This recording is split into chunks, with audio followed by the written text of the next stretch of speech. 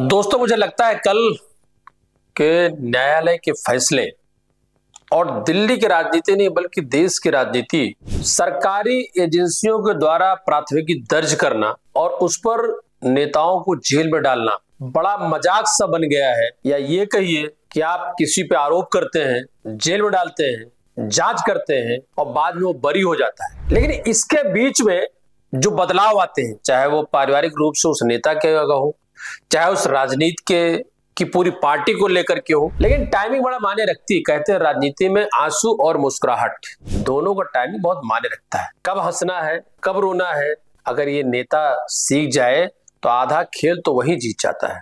दोस्तों, आज की कहानी की शुरुआत करते हैं उस एक ऐसी तस्वीर से जिसने पूरे देश को हिला कर रख दिया है। टीवी पर भावुक होकर रोते हुए केजरीवाल सामने आया और जबान पर वही पुराना दावा, मैं कट्टर ईमानदार हूं, मेरी पार्टी कट्टर ईमानदार है, सिसोदिया कट्टर ईमानदार है। आखिर सच की जीत हुई।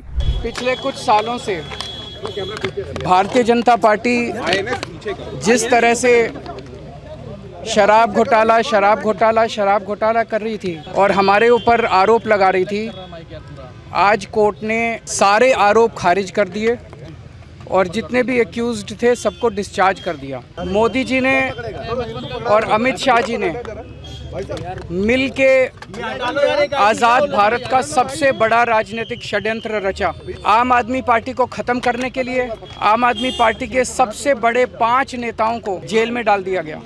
यहाँ तक कि सिटिंग चीफ मिनिस्टर, जो आज तक भारत के इतिहास में कभी नहीं हुआ, सिटिंग चीफ मिनिस्टर को उसके घर से घसीटकर जेल में डाला गया और 6 महीने तक जेल में रखा गया। हमारे उप मुख्यमंत्री मनीष सिसोदिया जी, उनको लगभग 2 साल तक जेल में रखा गया। पूरा का पूरा फर्जी केस था। हमारे ऊपर कीचड़ फेंका गया। 24 घंटे टीवी चैनलों के ऊपर डिबेट चलते थे, खबरें दिखाई जाती थी, केजरीवाल भ्रष्ट है, केजरीवाल भ्रष्ट है। केजरीवाल हो रहा है यार, तुम कहां हिलाओ मत भाई। हो गया सर, हिलाओ मत भाई। संभालिए सर, अपने आप को संभालिए सर, हिम्मत सर, हिलाओ मत भाई। केजरीवाल भ्रष्ट नहीं है। मैंने केवल अपनी जिंदगी में ईमानदारी कमाई है। इन्होंने झूठा केस लगाया और आज ये साबित हो गया। कोर्ट ने कहा है कि केजरीवाल कट्टर ईमानदार है, मनीष सिसोदिया कट्टर ईमानदार है, आम आदमी पार्टी कट्टर ईमानदार है। वही के अरविंद केजरीवाल जो कभी रामलीला मैदान में भ्रष्टाचार के खिलाफ हुंकार भरते थे, लेकिन वक्त का पहिया देखिए, आज वो खुद भ्रष्टाचार के आरोपों के चक्रव्यूह से निकले, राहत महसूस की और सांसें ही नहीं ले रहे हैं, बल्कि विगत 2 वर्षों में जो उनकी आवाज लोग सुनने को लेकर के, देखने को लेकर के तरस रहे थे, बड़े बड़े क्यास लग रहे थे कि साहब दिल्ली में है या पंजाब में, और अगर दिल्ली में भी है तो कहां और पंजाब में भी है तो कहां। कारण यह है कि देश की राजनीति में जब अन्ना आंदोलन से बदलाव आया, भारतीय जनता पार्टी की पूर्ण बहुमत की सरकार, लगातार 3 बार सरकार, भले 240 पर या गठबंधन की सरकार हो, लेकिन जिस दिल्ली का सपना लेकर के क्षेत्रीय पार्टियां जीती और मरती रही। मित्रों, मैं बात इसलिए कह रहा हूं कि मदन लाल खुराना और साहिब सिंह वर्मा के जाने के बाद भारतीय जनता पार्टी लगभग 15 साल शीला दीक्षित और उसके बाद केजरीवाल सरकार से मरहूम रहे, लेकिन बाकी देश के कई राज्यों में उसकी जीत बनती रही। इस चुनाव परिणाम से पहले जब रेखा गुप्ता मुख्यमंत्री बनी, लेकिन इससे पहले की चर्चा जरूर आप करेंगे, और चर्चा नहीं करेंगे बल्कि आप समझने का प्रयास करेंगे कि शराब नीति घोटाले में जिस तरीके से एक एक करके आम आदमी पार्टी और झाड़ू निशान के सारे नेता जेल में जाते नहीं रहे, बल्कि जेल की लंबे समय तक चक्की पीसने जैसी स्थितियां आ रही, चाहे उनके वित्त मंत्री हो, चाहे उनके नंबर 2 के शिक्षा मंत्री कहें, स्वास्थ्य मंत्री कह ले, उप मुख्यमंत्री कह ले, और स्वयं मुख्यमंत्री जेल में गए। मामला था दिल्ली शराब नीति का। याद कीजिए, वो 2021 और 2022 को दौर दिल्ली सरकार की नई पॉलिसी लेकर आई, दावा किया गया कि इससे सरकारी खजाना भर जाएगा। दिल्ली में पैसों की बारिश होगी, लेकिन बारिश तो छोड़िए, यहाँ आरोपों के इतने ओले पड़े। कहा गया कि शराब माफिया पर लगाम कसने के बजाय उन्हें ही फायदा पहुंचाया गया, लाइसेंस बांटने में खेला हुआ। और रिश्वत का लेन देन शुरू हुआ। लेकिन वही बात है, बात निकलेगी तो दूर तक जाएगी। सीबीआई, ईडी, मामला इतना गर्म हुआ कि 2024 में देश ने एक सिटिंग चीफ मिनिस्टर को जेल जाते देखा। अब अरविंद केजरीवाल 156 दिनों तक तिहाड़ जेल में रहे।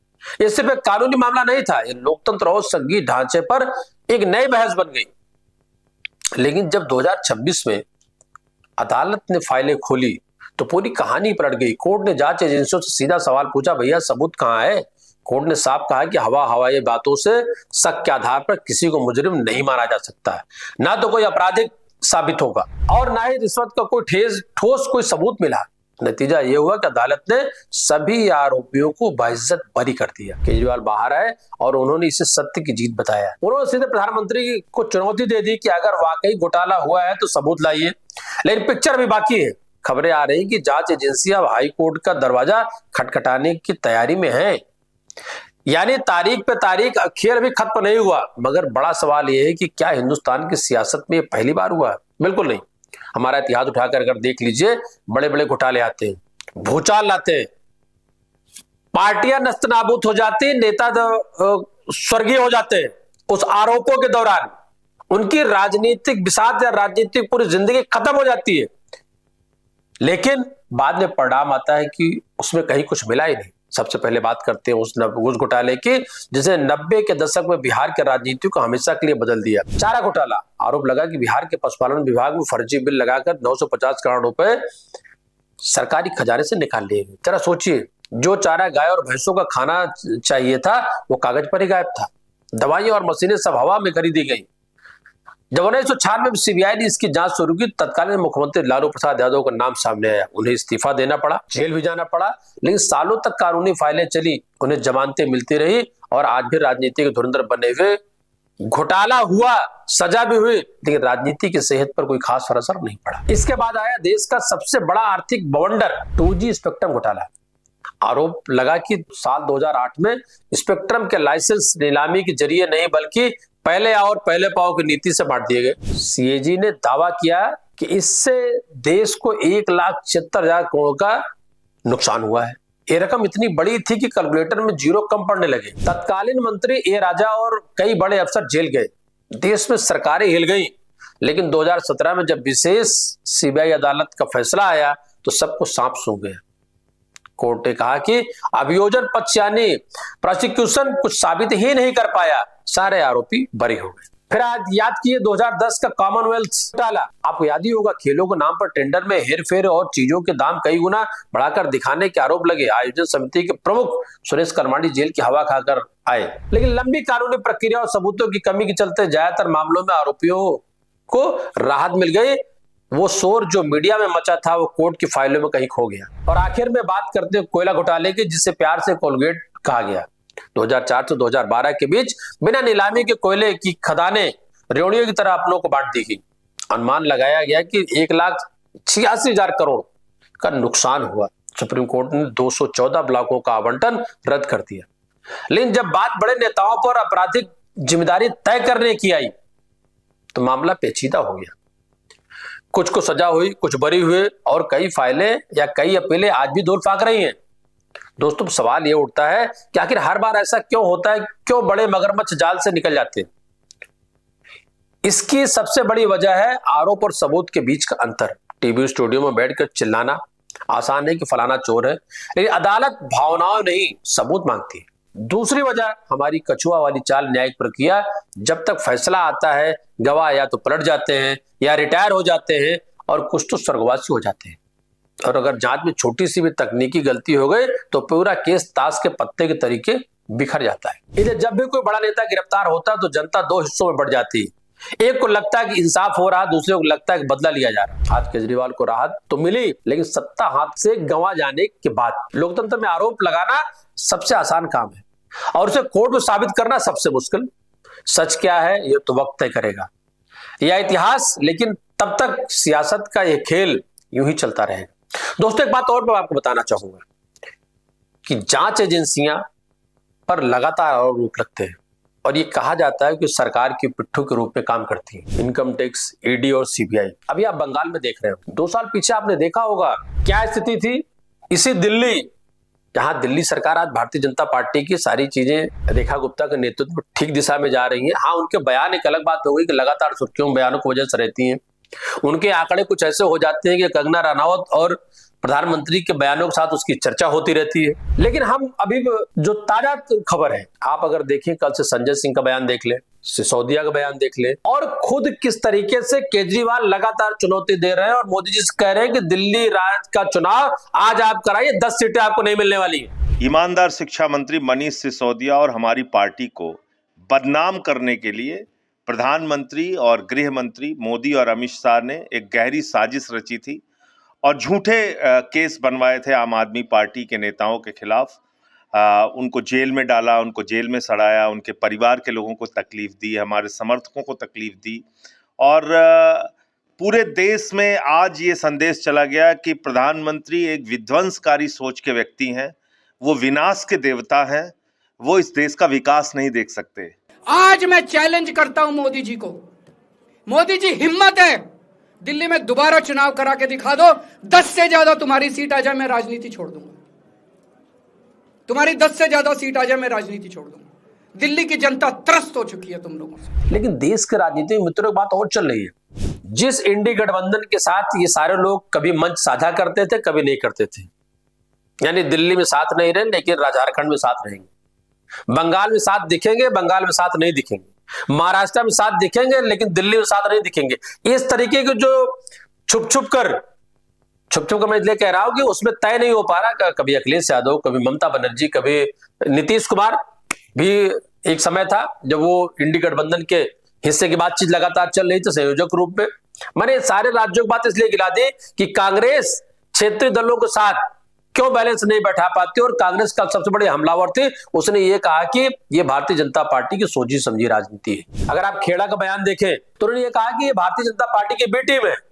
एग्जाम्पल दिया उन्होंने छत्तीसगढ़ का, एग्जाम्पल दिया उन्होंने गुजरात चुनाव का, कि गुजरात चुनाव में कांग्रेस अगर सरकार बनाते बनाते रह गई तो वहां बी टीम के रूप में काम किया आम आदमी पार्टी।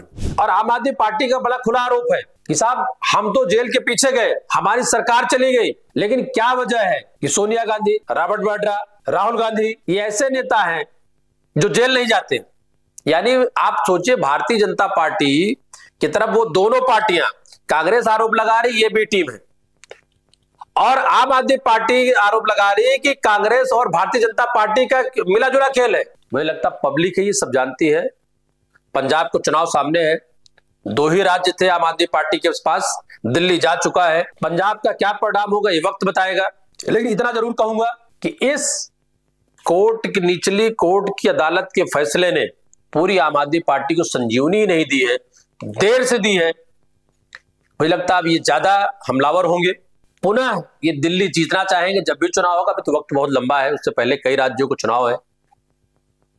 पर केजरीवाल को जनता लगभग ऐसे 25 मुद्दे हुए होंगे देश और राज्य में जब सुनना और देखना चाहती थी। लेकिन हमने भी एक स्टोरी की थी कि कहां केजरीवाल गायब है। कल कोर्ट के फैसले के बाद भावुक हुए, रोते दिखे, हमलावर दिखे, यानी नेतागिरी पूरी कोर्ट के भरी है। दोस्तों, आपको क्या लगता है, क्या हमारी जांच एजेंसियां वाकई निष्पक्ष होकर के काम करती या कमजोर हैं सरकारों के सामने?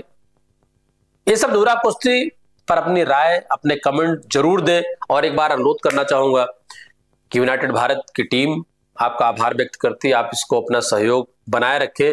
नमस्कार, धन्यवाद।